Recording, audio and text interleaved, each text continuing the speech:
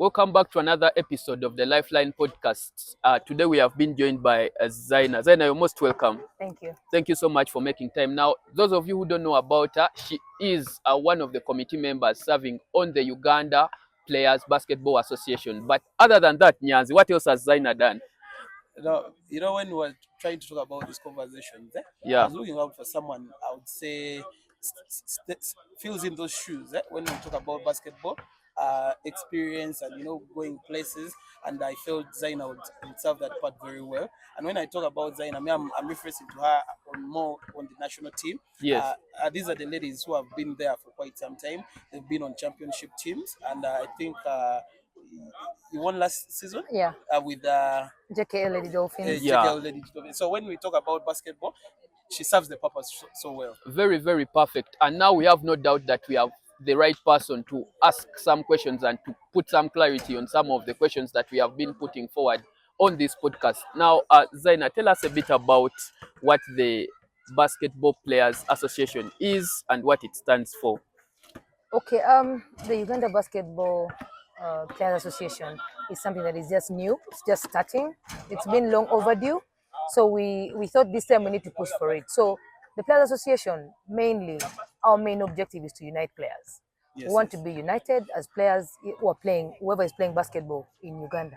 We want to be united. We want to have a voice for our players. Mm-hmm. We want to fight for welfare. Mm. We want to talk about all the things on behalf of the players. Yes. We've never had a committee or people that have been given the mandate to do it on behalf of the players. So Yes. that's basically what the Uganda Basketball Players Association is going to do once we are officially. Just to make it clear for people following us, when you talk about players, basketball players, you're talking about Division 2, Division 1, National Basketball League. Does it Schools, include universities, all that? because those are all players. Okay, yeah, we are going to have players that are affiliated to FUBA. Players that are registered under FUBA are the players we're going to deal with. Okay. But also, in our association, all players are allowed to subscribe. Any player that plays basketball can subscribe to the association. Yeah. Actually, that answers the other question when we were coming in. When we were moving, we were talking about what's the mandate for the Players Association. When we talk about players, guys, maybe we played the game before, but now we're into mostly pickup. Yeah. Are we also represented somewhere in there? Because sometimes we're not active players, but we're having programs that actually are bringing in players into the system. Exactly. So we're looking at all that. We have players that are retired and those that, like you, who we used to play now are just playing. For this game to grow, we have to involve all of you. So there is room for that. There's associate members so you can subscribe and be an associate member Okay. Yeah. So all that is covered for all the players. Yeah, are covered for. Wow, thank you. Now, to move forward, you have talked about players' welfare, and I think it is one of the things that has still so many questions around it. We understand that currently it should be the teams that are serving that role. Won't it be duplication of services? How unique should this be for the association?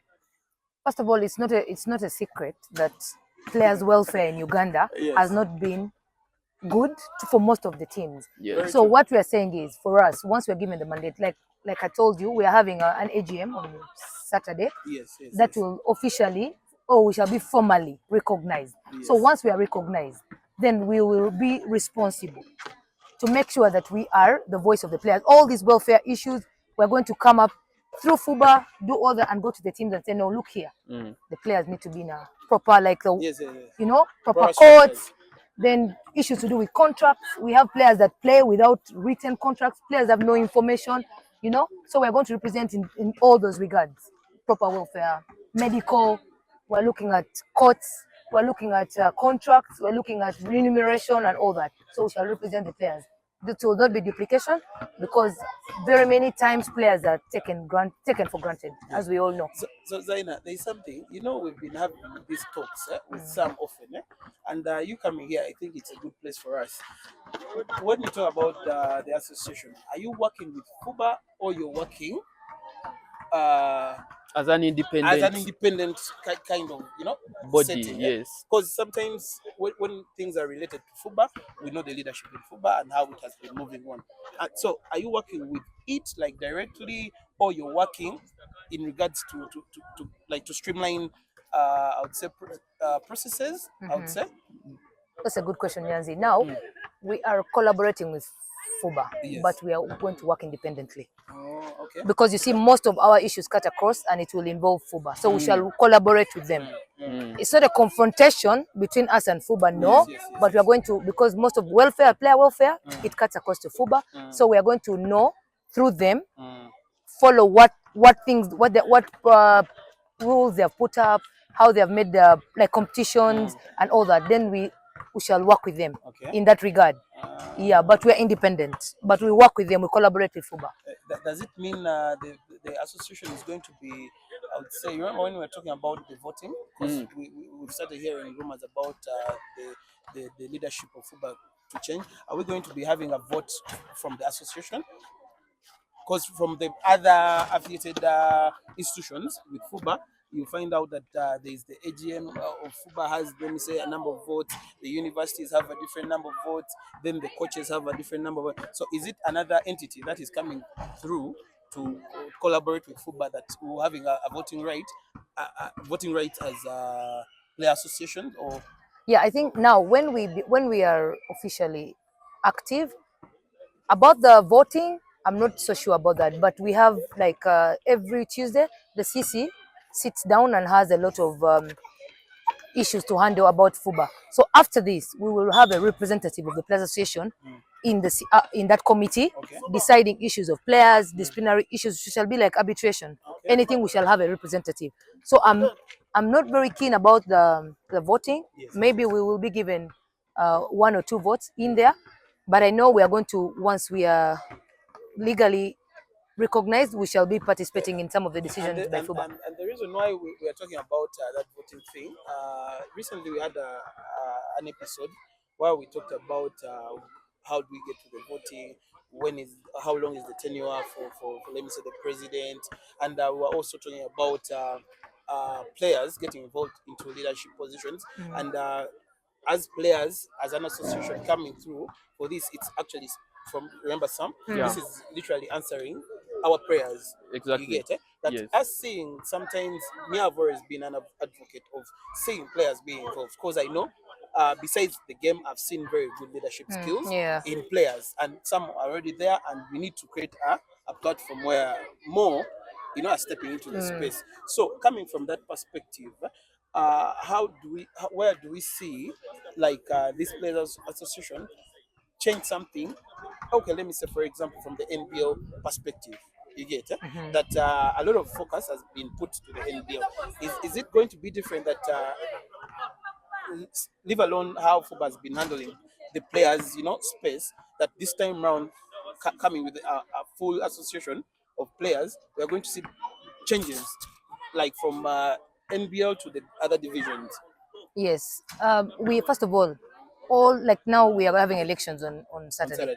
It's open to any player, whether you're in Div 1, Div 2, or what. It's open. Voting same, subscription same. So we don't. There's that the division in like NBL, and everyone has been asking us, even when we are sending out questionnaires to just find out people's minds where they're at. Everyone has been saying, is it about NBL or what about us? People feel left out. Yeah, very true. Well, the association is for everybody. We're going to represent everybody equally, all divisions and all that. And like you said, the point you made of we have other skills other than just bouncing the basketball court.